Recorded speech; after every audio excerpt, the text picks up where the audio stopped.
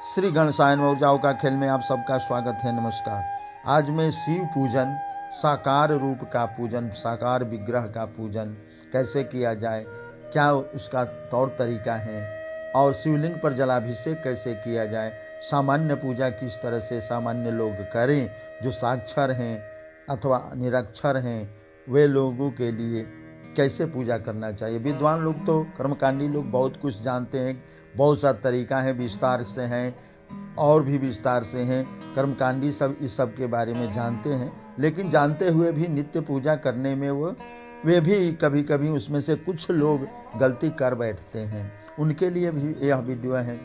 लेकिन मैं बता देता हूँ कि ऐसे पूजन जो है, मेरे द्वारा जो विधि बताया गया है वो अपने घर से मैं नहीं बता रहा हूँ या अपने विचार से, मैं शास्त्रों के द्वारा, मनुष्यों और ऋषियों के द्वारा, महापुरुषों द्वारा बताए गए लोगों को, सामान्य लोगों को कैसे पूजन करना चाहिए। शिवरात्रि के दिन, सोमवार के दिन या रोज़ रोज़ शिवलिंग पर जल चढ़ाने से इसे क्या फ़ायदा होता है, क्या इसका विधि विधान है, क्यों किया जाता है शिव का पूजन, इसके बारे में आगे मैं चर्चा करूँगा। प्लीज़ मेरे वीडियो को शेयर और लाइक कीजिए, सब्सक्राइब कीजिए, अगर नहीं किए हैं तो ज़रूर कीजिए, और बेल घंटी जो है उसको आप पुश कीजिए। अब मैं बता दे रहा हूँ कि शिव का पूजन क्यों किया जाए, शिवलिंग पर जल क्यों चढ़ाया जाए।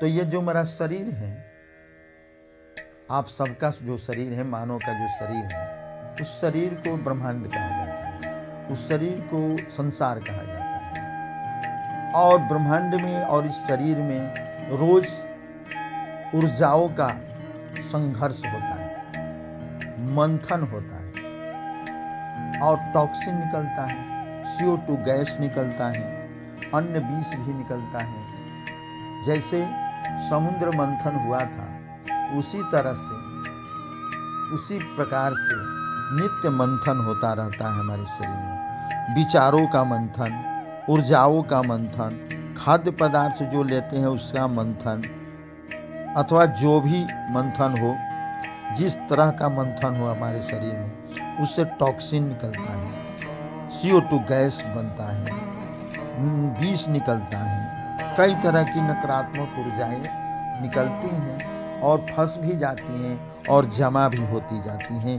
आपके शरीर में। जैसे दही को मथ करके मक्खन निकलता है, लैनू निकलता है, और कब निकलता है, जब मथने के बाद उसमें पूरा जल डालते हैं तो माठा अलग और मक्खन अलग होता है, फिर उस मक्खन से घी निकाला जाता है। उसी प्रकार से शिव की ये व्यवस्था है कि कैसे अपने शरीर से टॉक्सिन को निकाला जाए, विष को निकाला जाए, फंसी हुई खराब ऊर्जाओं को कैसे निकाला जाए। इसके कई तरीके बताए गए हैं शास्त्रों में। अब मैं बता देता हूँ कि उन तरीकों में सबसे प्रधान, सुपर टप्पर तरीका जो है वह शिव पर जलाभिषेक करना है। इससे इतर भी तरीके बहुत से शास्त्रों में बताए गए हैं। अगर जो चाहे उसको आप अपना सकते हैं।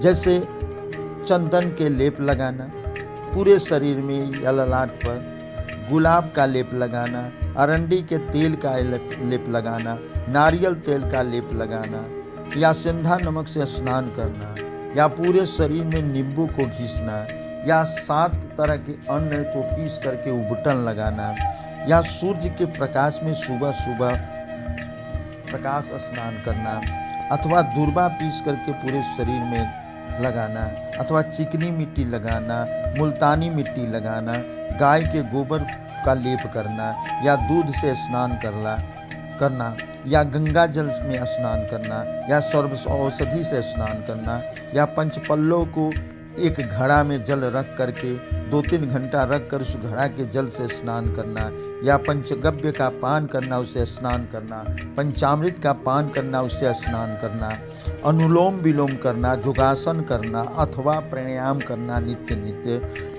आदि आदि बहुत से ऋषियों, मनीषियों, महापुरुषों ने उपाय बताए हुए हैं। जिसके माध्यम से अपने शरीर की सफाई की जाए, टॉक्सिन को निकाला जाए।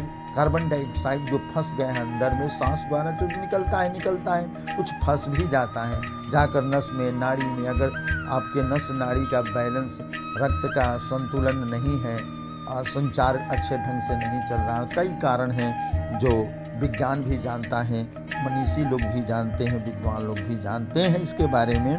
तो उसको निकालने के कई तरीके हैं। शुद्ध भस्म अगर है उसका लेप करने से भी निकलता है, इस तरह से आप निकाल सकते हैं। तो उसमें सबसे उत्तम तरीका है आपको शिवलिंग पर जलाभिषेक करना। पहले आप शिवलिंग पर जाते हैं जल चढ़ाने के लिए, तो सबसे पहले आपके आसपास में, आपके औरा में जो विष होता है, टॉक्सिन होता है, जो बाहर शरीर से निकल करके आपके औरा में फंसा हुआ है, तो शिवलिंग के पास जो प्रतीक बनाया गया है सर्प का, जो सर्प होता है, या जलहरी में जो सर्प जैसा आकार बनाया जाता है, उसके माध्यम से हवा से विष को सोखा जाता है। माने सर्प जो है हवा से विष को खींचता है, ऑब्जर्व कर लेता है और आसपास के वातावरण को शुद्ध बना देता है। तो आपके आसपास के वातावरण मंदिर में प्रवेश करते ही वह ऑब्जर्व कर लेता है। सर्प जो होता है उनके गले में अथवा शिवलिंग के पर रहता है, जो प्रतीक रूप में, अथवा सचमुच का हो तब भी वह खींचता है। तो इस तरह से सर्प द्वारा पहले तो विष को खींच लिया जाता है, कार्बन डाइऑक्साइड को खींच लिया जाता है। जो कुछ अंदर में अब सूक्ष्म शरीर में, कारण शरीर में, आपके जो शरीर में अब जो बचा रहता है, वह जल चढ़ाने के बाद वह निकलने लगता है। जल प्रपात जब करते हैं धारा सही, तो उसमें से जो ऊर्जाएं निकलती हैं, जल की ऊर्जाएं जो निकलती हैं, बिजली जो अदृश्य होते हैं, वह आपके ऊर्जाओं को अपनी तरफ खींचती हैं।